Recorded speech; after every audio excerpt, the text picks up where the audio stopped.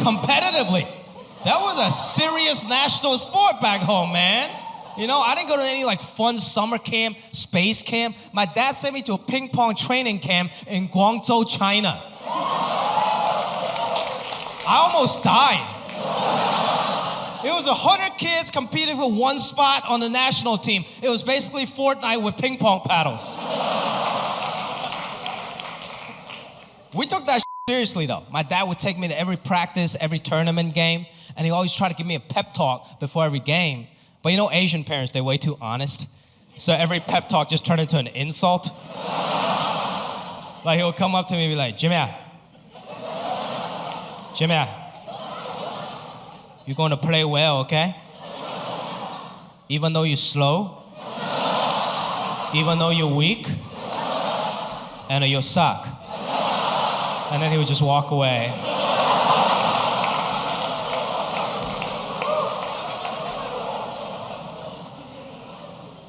I was very good at math. That's a big Asian stereotype. I think there's some truth to that, not because of some weird genetic thing, just because our parents care so much more about mathematics and academics, right? You guys seen it? You guys seen those like Kumon learning centers in those strip malls, right? Right? Kumon learning centers, for you guys that don't know, are basically detention camps for young Asian children. You can tell that place is kind of f***ed up by the look of its logo. Because it's supposed to be a smiley face, but it's not really smiling. It's just like, man.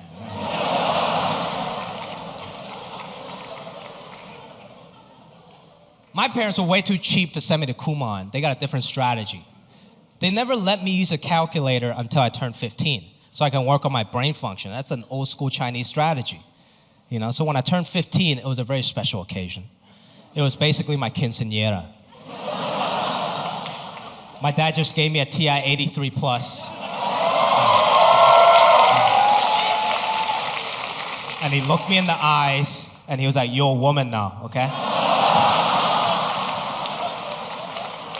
But when you're a kid, when your parents tell you can't do something, what do? You rebel, right? So when I was 14 years old, I stole my brother's calculator. I stole Roy Rogers' calculator. And I locked myself in my room, and I started rebelling. I started doing math homework. Other kids were like around with like alcohol and drugs. I was up some problems, you know? Locked myself in a room. I was just punching in numbers. I was like, oh man, this feels great, you know? It's so wrong. It's awesome. My dad was pissed. He was knocking on the other side of the door. He doesn't like locked doors in the house. And he was screaming. He was like, Jimmy, what are you doing inside? Come out right now. I know you're in there using a calculator. Come out right now.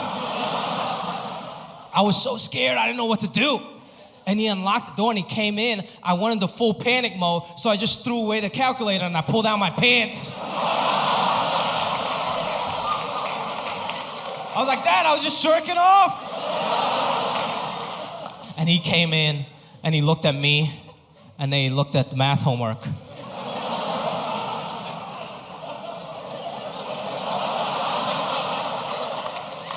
And he was like, good, very good, very good. Very good.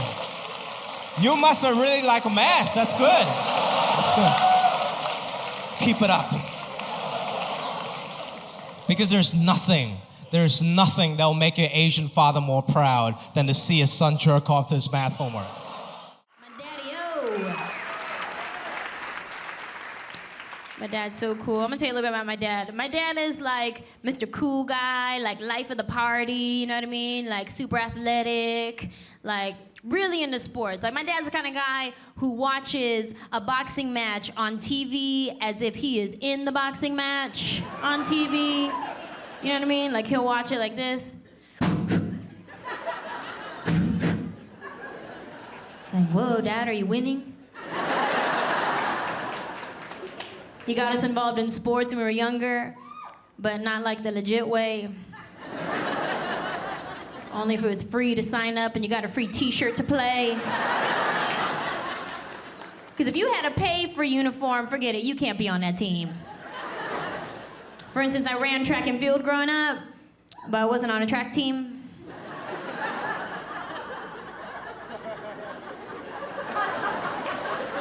My dad would just take me to the track meets on Saturday morning and sign me up. I was the only one with my number on binder paper. It would look like this. Lane 1, Lincoln High School, blue and gold. Lane 2, Gunderson High School, brown and gold. Lane 3, Anjelah. And some jeans, a t-shirt, and a pair of flip-flops. I didn't know what I was doing. I wasn't trained properly. Everybody else is lined up and they're professional, like, I'm a runner, this is how you start, position, except for me, because I was up there like this.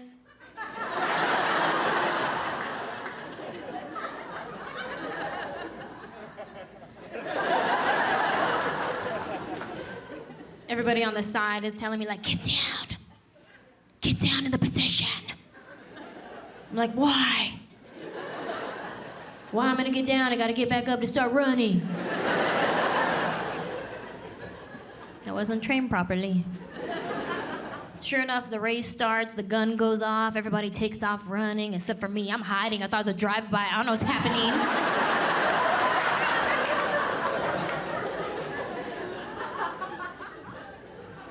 I was really into wrestling growing up, WWF, right? Before it was WWE. You know what I mean? Like some old school wrestling, like some Hacksaw Jim Duggan, Ultimate Warrior, Ryder Roddy Piper, $1 Million Man, Tugboat, Earthquake, Demolition Bushwhacker. I was 7 years old into wrestling, right? You know when a kid does something good in school, you give him like a toy or a prize or something, right? Well, I'm 7. I got good grades one time. And my dad surprised me with tickets to go see WWF at the arena. It was the best day in all the 7 years I had lived up to that point. It was so cool. Me, my sister, and my dad went to the arena. My mom painted our faces like Legion of Doom. We walked into that arena like we were Legion of Doom.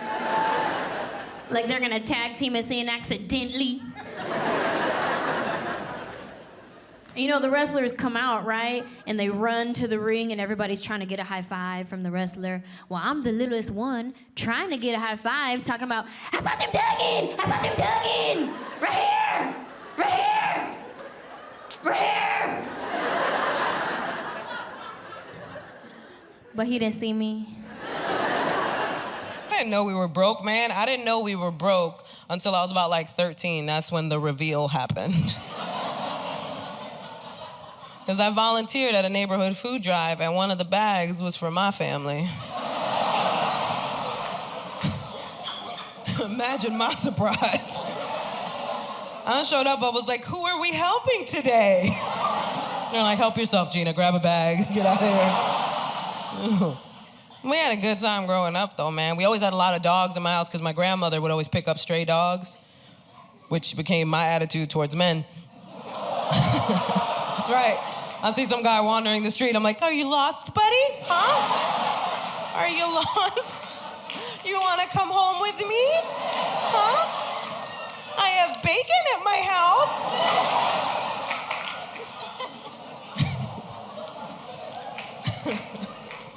We fed our dogs rice and beans just like us. The dogs would look at us like, damn, are we broke too? Like, what's going on? What's going on with this situation? One thing was great, we had to be creative. Like me and my siblings, when we would play games, we had to play broke people games. Yeah, I see some of y'all chuckling. You guys know exactly what I'm talking about. Broke people games are games that don't require toys or money. You just had to be creative. Right, like we had this one game we used to play called Adventure. It was just us walking around a tree. You had to hold on to the tree because if your foot touched the floor, you were out. That was the adventure part. Played another game called Paperball. You crumble up a paper, you throw it to somebody, you got to keep it in the air because if it hits the floor, you're out. The floor was an integral part of many broke people games. Which is why The Floor is Lava is a historically broke person game. Some of these games are passed down from broke generation to broke generation. The Floor is Lava is one of those games. If you played The Floor is Lava and you had money, you were appropriating broke culture, and we don't appreciate that. Go to a theme park. You got the money. Why you gotta take from us? We weren't broke forever. I feel like people always panic when I say that we were broke. We weren't broke forever. My parents are Latinos. They worked really hard to get us out of that situation. You know, we went from broke to, okay, we doing all right, to, oh, we got some money now. Then back down to, okay, we doing all right. Because when broke people get money, they don't know what to spend it on. You spend it on your fantasies. We got a little bit of money, and my dad bought a boat. We lived in the South Bronx. Where shall we sail, Papa? Shall we follow the pissy smell to the Isle of Manhattan?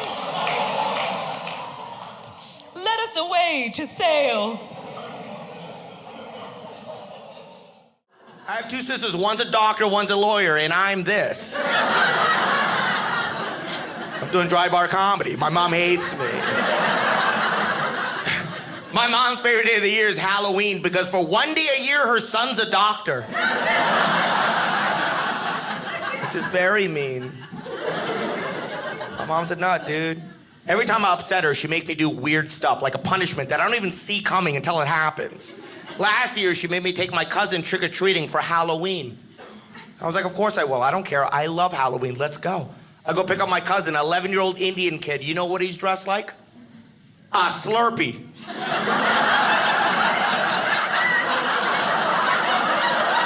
I wanted to knock the straw off his head. I'm like, why are you dressed like a Slurpee? You're Indian.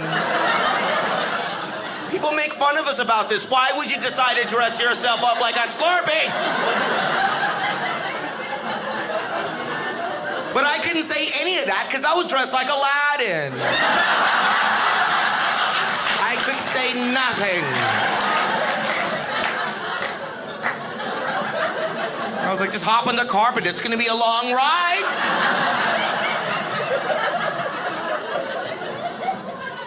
It's the worst. My mom is the boss of my family, though. I can't say no to her. My mom is my dad. I didn't realize how useless my dad was until I was 8 years old when I asked him for some permission he apparently had no authority of giving me while my mom was out of the house grocery shopping, right? I'm 8 years old, dude. I go up to my dad. I'm like, hey, Dad, can I go play in the sprinklers? He's like, you want to go play in the sprinklers, buddy? You go ahead. You have a good time. Don't you worry, buddy. Don't you worry. I was like, I wasn't worried until you said that 3 times, Father. But now I'm very worried. Thank you. 5 minutes later, I'm the sprinklers having the time of my life, and then guess who shows up? Out of nowhere, my mom, like a falcon. She just lands at a sidewalk, pissed. She just shows up. She's like, hey, what do you think you're doing? I was like, I'm playing in the sprinklers. She's like, who told you? Point them out. Who told you? I would like to meet the person that told you. I just want to say hello to the person that said it was okay to play in the sprinklers. Can I meet him, please? Can I, please? I'm like, Mom, Dad told me I could play in the sprinklers. Relax. She's like, oh! You asked your father for permission. You might as well have asked a banana. A banana, bro. And then my dad sells me out because he's scared of my mom, right? She's like, did you tell him he could play in the sprinklers? He's like, I don't even know this guy. Who is this guy? I'm like,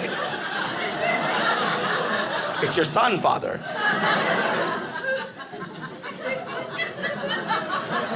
It's the worst. My mom just learned how to start text messaging people, and by people I mean me. My mom text messages me the most useless text messages in the history of text messages. I got one from her the other day, I swear to you, this is what it said, verbatim. I whip it out, it says, oh my God, the remote is not working.